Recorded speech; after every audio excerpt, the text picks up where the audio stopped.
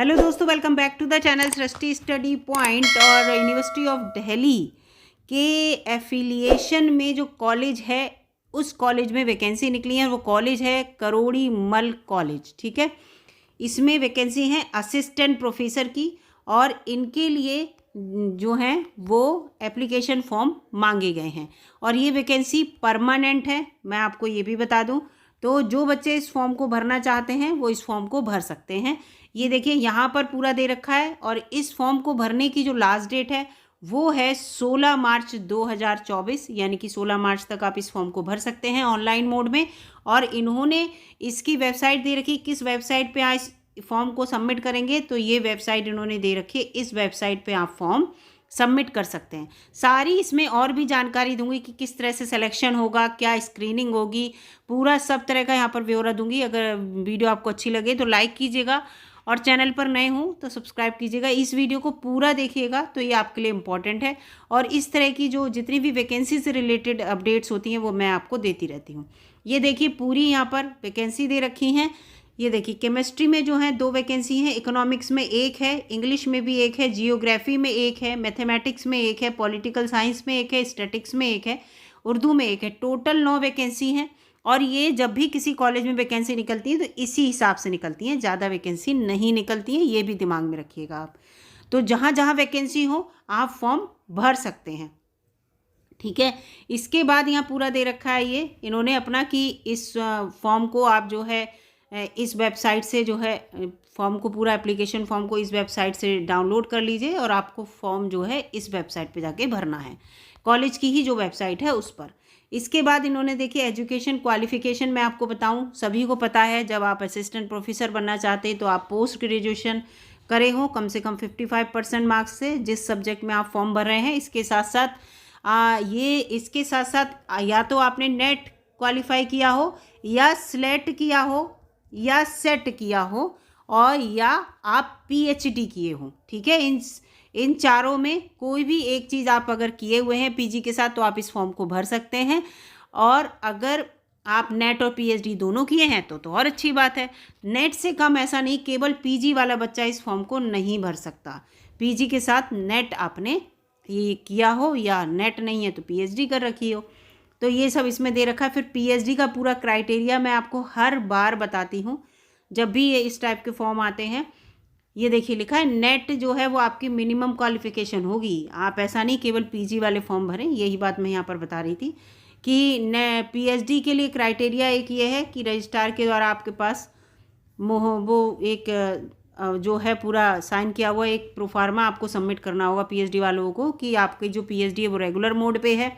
2 external examiners ने आपकी PhD जो है वो एग्जामिन की है।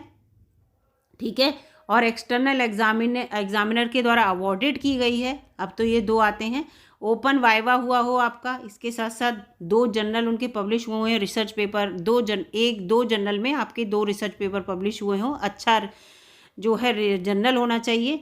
और आपने 2 अपने पेपर पीएचडी से रिलेटेड जो हैं, जो पीएचडी का वर्क है उससे रिलेटेड आपने जो है प्रेजेंट किए हो सेमिनार वगैरह में, जो कि यूजीसी, ICSSR या ICIR या और किसी सिमिलर एजेंसी के द्वारा कराई गई हो कॉन्फ्रेंस, तो उसमें आपने अपने प्रेजेंट किए हो, उसका आपका सर्टिफिकेट होना चाहिए। रजिस्ट्रार के या डीन के द्वारा ये सर्टिफाइड हो, ये पूरा यहाँ पर लिखा है, ये होना चाहिए, ये पूरा लिखा है।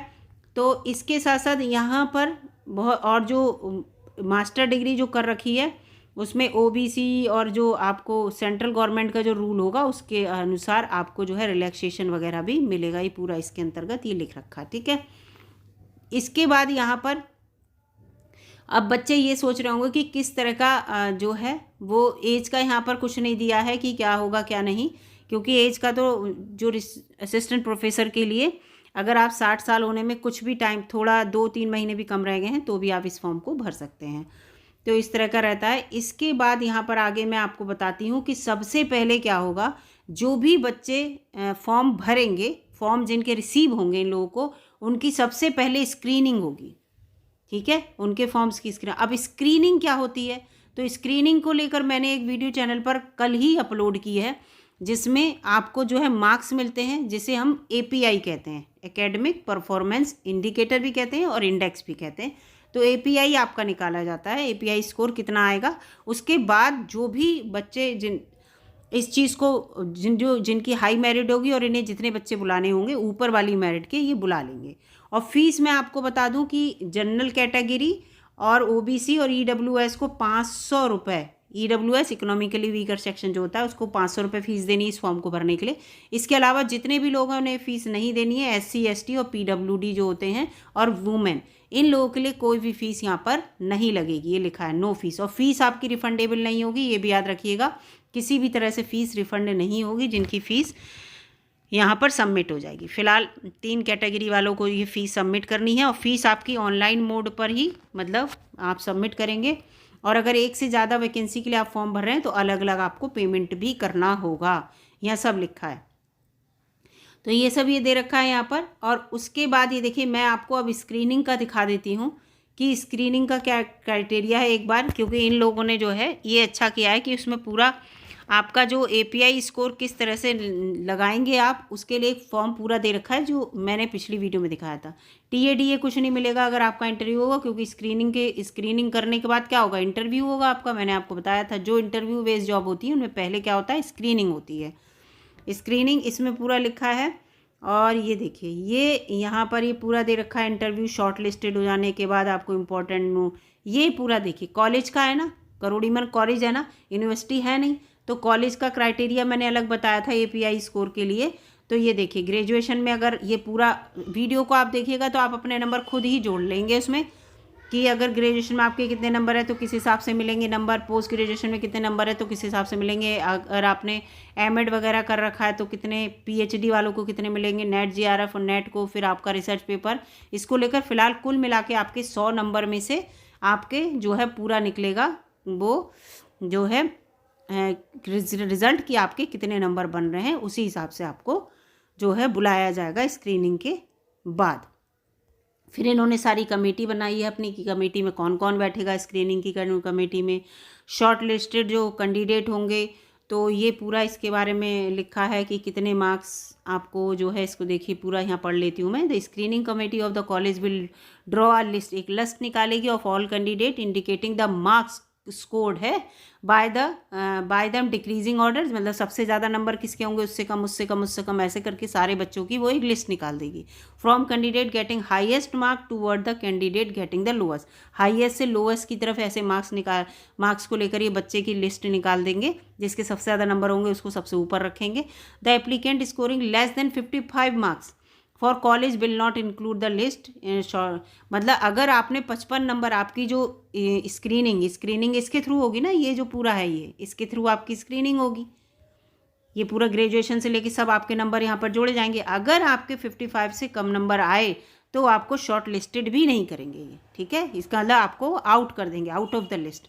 तो 55 से आपके ज़्यादा नंबर आने चाहिए। यहाँ पर इन्होंने ये बात क्लियर कर दी, तो ये ज़्यादा सही है, क्योंकि बहुत से बच्चे सोचेंगे कि हमारा जो है वो क्यों नहीं हमें उसमें ऐड किया गया। तो ये चीज़ इसमें लिख रखी है, 1 मिनट दिखाती हूँ आपको। हाँ, 55 और ये लिखा है द रिलैक्सेशन ऑफ 5 मार्क्स आपको मिलेंगे SC ST और PWD। SC ST, अगर SC ST के मान लीजिए 55% से कम मार्क्स हैं, 50% से ज़्यादा हैं, तो उन्हें लिस्ट में रखा जाएगा, उन्हें 5% का 5 मार्क्स का रिलैक्सेशन मिलेगा, ठीक है। वैसे तो उन्होंने कहा 55 जिसके होंगे 55 से कम तो उसे नहीं रखा जाएगा, लेकिन जिसको 50 से कम होंगे यहाँ पर SC ST और PWD में, उसे नहीं रखा जाएगा, 50 से ऊपर वाले सब रखे जाएंगे। तो ये इन्होंने क्राइटेरिया रखा है, उन्हें इंटरव्यू के लिए बुलाया जाएगा। और लिखा है ये पे 40 candidates for first vacancy and 20 candidates for every additional vacancy shall be added for interview.